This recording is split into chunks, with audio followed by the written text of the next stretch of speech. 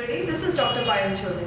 आज हम एक बहुत अलग टॉपिक, एक अलग विषय के बारे में बात करेंगे, how to plan for elective surgery और अ प्लान सर्जरी।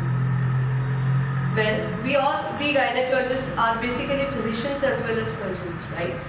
सो हमारे पास जब भी एक पेशेंट आता है और हम बोलते हैं कि ओके आपको सर्जरी लगने वाली है या लग सकती है, या देयर आर सिमिलर सिचुएशंस जब कोई लेडी प्रेग्नेंट होती है and she is close to term, so she does not know whether normal delivery होगा या सी सेक्शन होगा। तो C section is like a surgery, okay? So जब भी हमें, now there are two things, emergency surgery और a plan surgery. Emergency surgery usually obstetrics मतलब pregnancy related होता है, और plan surgeries usually gynaec entity की वजह से होती है। सो इमरजेंसी सर्जरी में पेशेंट का फिटनेस अक्सर हम लोग देखते हैं कि पेशेंट कैसा है, क्या है fitness, lab parameters, sonography parameters, and accordingly the surgery is done, taking into consideration the safety of the patient as the primary concern for the doctor, okay? But a lot of situation comes into play, or a lot of factors come into play when we plan for an elective surgery. जैसे मसलन आप imagine करें कि एक fibroid है या multiple fibroids है, the lady is perimenopausal, somewhere around 40 से 50 के बीच में है, उसको ब्लीडिंग डिसऑर्डर्स हैं, देन और प्रेशर सिम्टम्स है because of the fibroid, multiple fibroid है, या एडिनोमायोसिस है, या प्रोलैप्स है। ऐसी कुछ चीज़ें हैं जहाँ पे गायनेक चीज़ें हैं, एंटिटीज़ हैं, डायग्नोसिस है जहाँ पे एक सर्जरी लग सकती है, but this is not a very emergency surgery, okay? ये प्लान करके करी जाती है। तो अक्सर मैं मेरे पेशेंट्स को बोलती हूँ कि जब प्लान करी हुई सर्जरीज होती हैं या इलेक्टिव सर्जरीज होती हैं, तो optimisation of the patient is really very important. Now what do we mean by optimisation? Well, optimisation माने आपको पता है आपकी सर्जरी होने वाली है, तो हमने क्या क्या चीज़ें कंसिडर करना है। अगर आपका हीमोग्लोबिन कम है, हमारे पास कुछ टाइम है सर्जरी पोस्टपोन करने के लिए, तो हमने क्या करना चाहिए, आपका आयरन मतलब हीमोग्लोबिन नॉर्मलाइज करना चाहिए। वो कैसे कर सकते हैं? आपको आयरन के इंजेक्शंस दे सकते हैं जिससे आपका हीमोग्लोबिन ऑप्टिमल लेवल पर हो जाए। Then you can maintain it with oral iron tablets. हम आपको कैल्शियम विटामिन डी शुरू कर सकते हैं ओरली पहले, ताकि आपका vitamin D level is met properly and your fitness is obtained. अगर आप हाइपोथायराइड है तो आपका thyroid after taking the drug TSH level maintain है या नहीं है, वो देखना ज़रूरी है। अगर आपको किसी कारणवश हाइपरटेंशन है तो एक डॉक्टर, एक कार्डियोलॉजिस्ट का ओपिनियन लेकर आपका वो ड्रग सही है या नहीं है वो मेंटेन करना ज़रूरी है।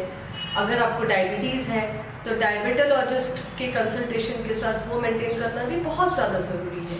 This is one aspect. Second, there are alternatives to one particular surgery. जैसे अगर सपोज मुझे हिस्टेक्टमी करनी है, being a gynaec it's a commonly done procedure, right?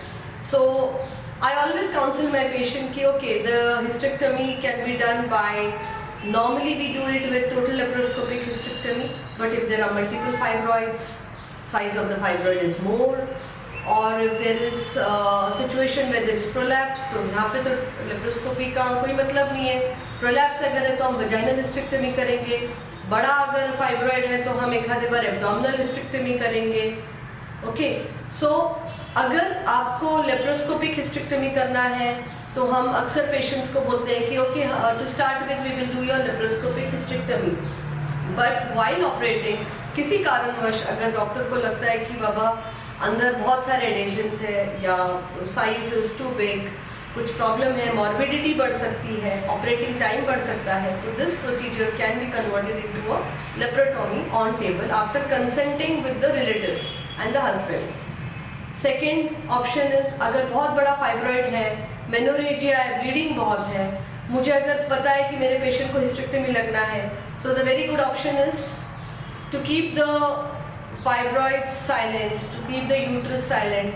हम कुछ इंजेक्शंस दे सकते हैं, हार्मोनल इंजेक्शंस, जिससे आपके फाइब्रॉइड का साइज़ थोड़ा सा छोटा हो सकता है और उसका ब्लड सप्लाई कम हो सकता है, and then the surgery is planned. Also, it is very prudent to have the patient undergo at least 2 to 3 counseling sessions with your doctor, with the anesthetist, so that you are comfortable with your doctor, with the anesthetist before actually meeting the doctors on the operating table. This is very important. Also, ये counselling में plan surgeries में हम ये भी बताते हैं कि आपका टोटल स्टे कितना हो सकता है, एक्सपेंडिचर कितना हो सकता है, और हम आपको पोस्ट सर्जरी किस तरह से आपको फिजियोथेरेपी दे सकते हैं या डाइट चेंजेस बोल सकते हैं, जिससे आपका एक नॉर्मल लाइफस्टाइल वापस आ सके. सो ये प्लान सर्जरीज करने के लिए डॉक्टर के पास भी टाइम होता है to understand the patient, to educate the patient and to do the needful. Similarly patient से हम यही अपेक्षा रखते हैं कि पेशेंट्स भी अपने कुछ डाउट्स अगर हैं तो वो फ्रीली डॉक्टर से बात करें और हम उसको उनका डाउट्स दूर कर सकें. सो कैसा लगा आपको मेरा ये video? Please to like, share and subscribe my YouTube channel for more informative videos. Thank you.